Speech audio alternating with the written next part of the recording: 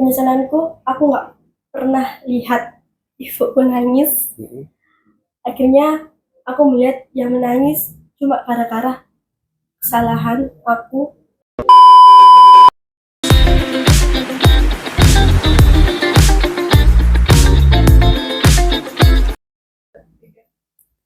Selamat datang di podcast Plato Warni Lawan Narkoba. Saiki bersama Wahyu Chan yang bakal nemenin kalian semuanya. Dan kali ini Wahyu Chan nggak sendirian. Di samping-samping Wahyu Chan ini sudah ada teman-teman atau family dari rehabilitasi Plato. Terlebih untuk di hari ini memperingati Hari Anti Narkotika Internasional 26 Juli 2025. Nah, kali ini langsung aja kita coba tanya-tanya gitu ya, background dari kedua family ini. Yang satu dulu deh, kita mulai dari ujung dulu ya. Perkenalkan diri dulu dong. Kenalkan, nama saya Dita, saya umur 22 tahun. Oke, dengan Dita. Kalau satunya? Perkenalkan, nama saya Aldino, biasa dipanggil Dino. Umur saya 25 tahun, saya asli dari Surabaya. Asli dari Surabaya. Oke, kedua-duanya teman-teman atau family ini bersedia ya untuk masuk di podcast Plato dan untuk bisa mengedukasi gitu untuk semua masyarakat ya. Oke, dan tidak di blur gitu ya. Boleh ya, izin ya kedua-duanya. Oke. Nah, kali ini sahabat Plato ya, kita ingin tahu dong. Kita coba mau tanya-tanya terlebih dahulu dari Dino. Mas Dino, dulu sebelum berada di Plato, gitu ya, sebelum menjalani rehabilitasi di Plato ini, kegiatannya apa aja? Untuk keseharian saya itu, pekerjaan saya ojek online. Sebelumnya kan saya berkuliah, nyambi sama kerja itulah dibuat biaya saya sendiri karena saya kuliah itu biaya sendiri. Oke. Oke, terus akhirnya terjebak di dunia narkotika sejak kapan? Saya terjebak di narkoba itu sejak mungkin awal pemakaian itu waktu SMP. Dari SMP justru ya? SMP, Oke, ya. dari SMP. Oke, lalu? Dari SMP, lalu terus kenal yang ini, pindah ke yang ini, sampai sebenarnya saya sudah berhenti itu tahun kemarin itu sudah berhenti, tapi nggak sampai setahun sih. Relapse lagi, kenal lagi, akhirnya ya ini. Akhirnya di Plato sekarang rehabilitasi sekarang gitu ya? menjalani rehabilitasi. Oke, wah perjalanan cukup panjang berarti ya, dari SMP tadi ya? Iya. SMP kelas 2. Kelas 2. Oke. Nah, selanjutnya kalau Mbak Dita dulu kegiatannya apa aja nih? Saya kerja Kerja di bidang? waiters. Oke, pelayanan berarti ya? Iya. Oke, jasa. Itu sejak tahun kapan untuk bekerjanya? Itu barusan 3 bulan. Oh, baru 3 bulan Iya, kerja. barusan 3 bulan. Oke, dan sekarang akhirnya untuk terjebak di narkotika sudah sejak kapan? SMP. SMP juga? Iya. Kelas? Kelas 1. Kelas 1. Oke, ini sama-sama SMP-nya nih berdua nih ya. Ada yang kelas 1, ada yang kelas 2 nih. Oke, kalau yang saya ke kelas 1 dulu deh, Mbak Dita, bisa diceritain kenapa sih kok bisa akhirnya terjebak di dunia narkotika atau narkoba ini? Karena pergaulan. Pergaulan, oke. Ngikutin dan pengen nyoba aja. Dan kayak apa namanya? Penasaran. Dan akhirnya kecanduan. Kalau tadi Dino kan sempat ini ya, sempat stop gitu ya, berhenti selama setahun, akhir itu balik lagi. Kalau Dita sendiri pernah nggak stop dulu dari narkoba? Pernah. Kapan? Itu pas aku SMP kelas 3. Kelas 3, oke. Stop sampai 2000 berapa? 3 tahun. Oh, 3 tahun. Iya. Berarti SMA itu sampai kelas 3 SMA itu baru pakai lagi? Iya, baru pakai lagi. Baru pakai lagi, oke. Apa yang dipikirin waktu pakai itu apa sih sebenarnya awalnya? Karena yang awalnya saya udah nggak kepingin dan akhirnya bergaul lagi dan akhirnya pengen nyoba lagi. Ada udah stop tuh habis itu pengen nyoba lagi. Oke, tapi emang awal-awalnya dari pergaulan tadi ya? Iya. Oke. Nah, kali ini kalau saya balik lagi ke Dino sudah stop terus balik lagi, kenapa? Mungkin waktu itu ya tetap pergaulan ya, kayak kembali ke lingkungannya gitu, terus akhirnya lihat teman-teman pakai, terus saya kok enggak, dan ada gerbangnya ya. Yang apa, alkohol adalah is mother of drug. Jadi awalnya pasti dari alkohol dulu, lalu kembali lagi ke situ, ke narkobanya. ya, narkobanya. Oke. Nah ini sekarang sudah direhabilitasi di Plato. Udah berapa lama? Saya 2 bulan 12 hari. 2 bulan 12 hari. Kalau Dita? 3 minggu. Baru 3 minggu. Oke. Sekarang kalau sudah menjalani rehabilitasi, apa sih yang didapatkan dari rehabilitasi selama di Plato ini? Banyak sekali. Waktu di luar mungkin saya jarang bangun pagi. Terus untuk apa, ibadah mungkin di luar mungkin jarang ya. Saya biasanya hanya sholat Jumat, sama sholat Id. Di sini kan wajib sholat 5 waktu. Nah itu yang dapatkan itu, yang paling enak banget itu ibadah di sini, sama tetap kebersamaan, konsep kekeluargaannya itu kuat banget di sini. Konsep kekeluargaannya yang kuat ya. Oke. Kalau Dita, apa yang didapetin selama rehabilitasi 3 minggu di sini? Lebih sama kayak Aldino ya. Yang awalnya aku nggak pernah bangun pagi, karena kan aku kerjanya kan malam, pulangnya subuh. Jadi apa? Kalau pagi tidur, terus sore baru bangun. Yang awalnya nggak pernah sholat, nggak pernah masak, di sini masak, sholat. Ya, terus kebersamaan, kekeluargaan di sini kayak apa ya? Kayak saudara banget sih. Oke. Banyak-banyak bersyukur juga di sini. Banyak bersyukur juga di sini ya. Oke, tapi ada nggak sih momen-momen yang berkesan ketika kalian menjalani rehabilitasi di sini selama ini? Ada nggak momennya? Atau bagian kapan gitu? Momennya mungkin apa ya? Kayak yang di luar itu mungkin orangnya yang pendiam, terus di sini bisa bergurau sama lain.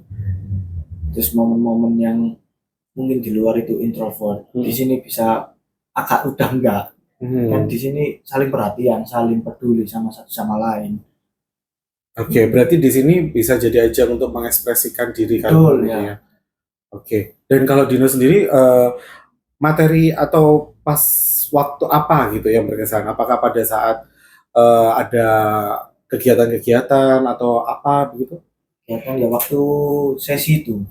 Sesi kan untuk mempelajari tentang apa yang semuanya di dalam narkoba itu, narkotika itu. Tentang adiksi, tentang bagaimana kita waktu awal terus sampai akhir, sampai direhab gitu gimana.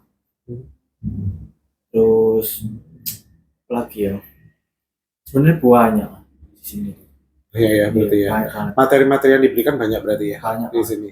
Oke, kalau Dita sendiri ada nggak? Apa? Bisa masih kayak Aldino. Soalnya apa ya?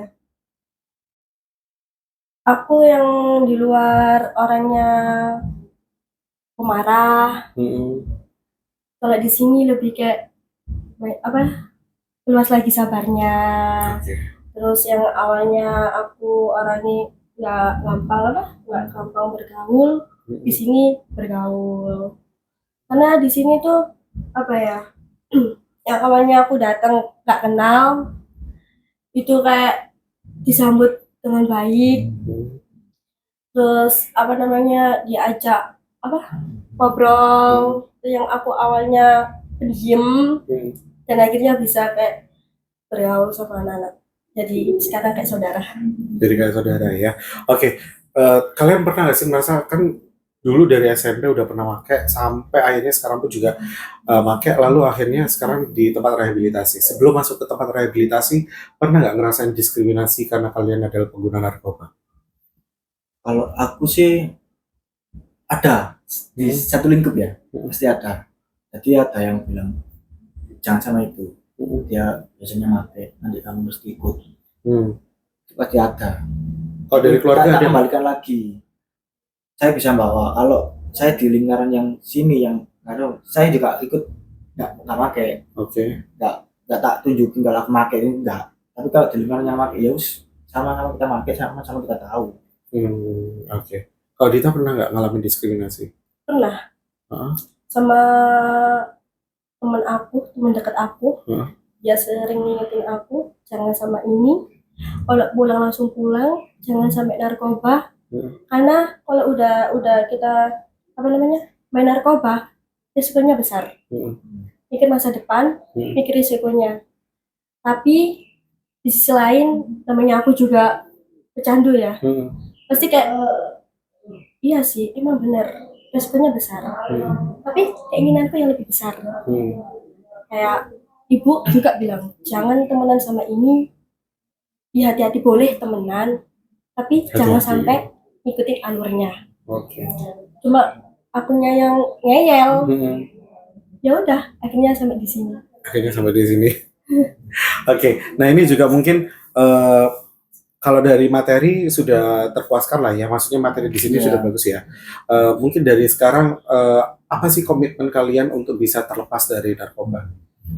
Komitmen yang pertama mungkin tetap ya untuk menjauhi kan kita mungkin susah ya menjauhi lingkungan, tetap menolak lah. Dan kita mau apa? Ngasih edukasi apa pelajaran yang di sini, materi di sini untuk dikasihkan ke mereka semua supaya mereka juga bisa berhenti, kemungkinan bisa berhenti.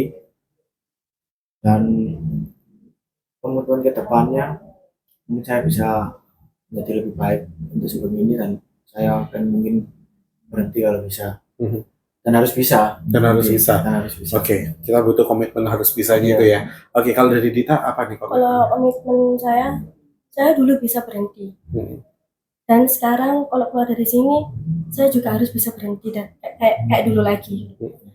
Dalam hati saya, berhenti itu dari niat. Berubah itu dari niat dan dari diri kita sendiri, bukan dari orang lain. Jika kita niatkan, kita pasti mikir ke depannya juga. Hmm. Jadi saya berharap keluar dari sini saya menjadi yang lebih baik. Saya berjanji dengan diri saya sendiri, niat dari diri saya berubah dan saya akan menjauhi narkoba. Oke. Dan itu pesannya saya, jika kita tahu cara memulainya, kita harus tahu cara berhenti. Harus tahu cara mengakhirinya gitu Ya. ya. Oke, dan mungkin sekarang kalau ada kata penyesalan begitu ya dari Dino dan juga kita, penyesalan terbesar itu kepada siapa sih? Kalau boleh tahu? Orang tua. Orang tua. Oke. Kalau penyesalan itu untuk orang tua, mungkin kata apa ya yang ingin disampaikan kepada orang tua sehingga akhirnya untuk memperkuat niat kalian untuk bisa berhenti dari narkoba? Kalau saya mohon maaf kepada orang tua saya dan keluarga besar saya yang selama ini telah mengecewakan, dan sudah dibilangi berkali-kali mak saya masih memakai, dan penyesalan besar saya jauh dari keluarga. Waktu saya ya pakai terus ketangkepan, akhirnya rehab itu kan hubungan jadi jauh, nggak komunikasi setiap hari. Biasanya kan komunikasi setiap hari, ini nggak bisa. Oke. Dan kalau untuk permohonan maaf, berarti next kedepannya Saya pasti berjanji kepada diri saya sendiri dulu, sama terus ke keluarga besar saya, tidak akan mengulangi kesalahan yang sama. Oke, siap. Kalau dari Dita, narkoba itu jahat banget. oh, narkoba itu jahat banget, betul-betul. Oke, kalau dari Dita sendiri, yang paling besar penyelesaiannya kepada siapa? Ibu. Ibu. Kenapa kok ibu? Karena dia adalah seseorang pekerja keras. Dia yang selalu nyemangatin aku saat aku terpuruk. Dia yang selalu ngingetin aku biar gak gini. Tapi kenapa kok aku harus gak dengerin omongannya? Yang awalnya aku berjanji gak bakal mengenal narkoba, dan akhirnya aku mengenal narkoba lagi. Penyesalanku, aku gak pernah lihat ibuku nangis. Akhirnya aku melihat yang menangis cuma gara-gara kesalahan aku, dan aku melihat kalau dia benar-benar kecewa. Kapan itu? Saat di Polrestabes. Oh gitu. Berarti pernah waktu itu di Polrestabes ya? Iya. Terus dari situ aku kayak di dalam hati kecewa banget kayak ini. Tapi gimana pun, sekecewa apapun orang tua, dia tetap sayang ke anaknya. Dia tetap tetap nyemangatin aku buat aku bisa berubah menjadi yang lebih baik. Kalau bisa, jangan mengulangi kesalahan yang sama. Dan aku udah niat dari hati, paling dalam dari diri sendiri, dan aku udah berjanji dari diri sendiri, aku bakal berubah, aku bakal jauhin narkoba. Karena dari narkoba, aku berjauhan dengan orang yang aku sayangi, ibu, adik aku, keluarga aku, dan penyesalanku, adik aku yang terakhir. Mm-mm. Yang paling manja ke aku, yang apa-apa aku turutin, sekarang nggak ada yang bisa nurutin. Yang apa-apa bergantung ke aku, apa-apa aku sekarang nggak bisa. Dan aku berharap kedepannya aku menjadi yang lebih baik, dan semoga aku bisa sembuh, bisa berubah, bisa menjauhi narkoba. Oke. Nah ini mungkin terakhir gitu ya. Kalau diberi kesempatan untuk berbicara dengan ibu begitu ya, dan juga adik yang tadi ya penyesal, apa yang mau kamu sampaikan? Aku mau nyampein aku udah ngecewain. Tapi suatu hari nanti aku bakal buktiin kalau aku bisa berubah, bisa membahagiakan kalian, dan aku bisa buktiin lagi satu hal, aku bakal memperbaiki nama baik keluarga aku, dan aku nggak bakal mengulangi kesalahan yang sama. Oke, sip. Kalau dari Dina sendiri, tadi kalau untuk kedua orang tua, kalau dikasih kesempatan gitu ya untuk bisa mendatangkan kedua orang tua di sini, apa yang kamu mau sampaikan? Saya minta maaf ya Bu sama Budi yang dulu sudah membesarin saya, yang selalu percaya sama saya, terus berakhir saya kecewakan. Saya mohon maaf banget. Nanti saya bisa menuruti omongan sampean-sampean, saya bisa membahagiakan kalian, saya harus bisa membahagiakan kalian dan adik-adik di keluarga besar. Oke. Itu tadi untuk perbincangannya. Terima kasih Dita dan juga Dino ya, family dari Plato, rehabilitasi Plato. Untuk sahabat Plato, itu tadi untuk obrolan-obrolan di hari ini. Next time mungkin kita akan coba ngobrol lagi sama family lainnya dari rehabilitasi Plato. Ucap pamit, terima kasih, sampai jumpa.